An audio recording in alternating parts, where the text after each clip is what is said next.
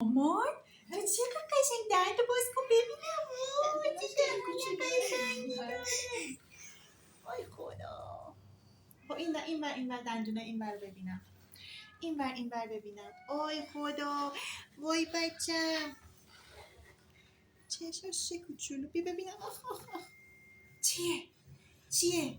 دماغشو ببینم ترشح داره نداره. وای سلام علیکم.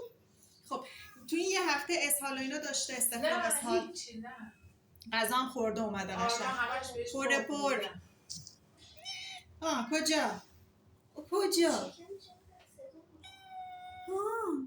غذا خوردی اومدی قشنگ. دکتر شب میخوابیدم بعد خونه ما 6 واحده. ساعت 2 شب ببینم پشت در آپارتمان نشسته صدا میکنه میونه در باز کردم اینه.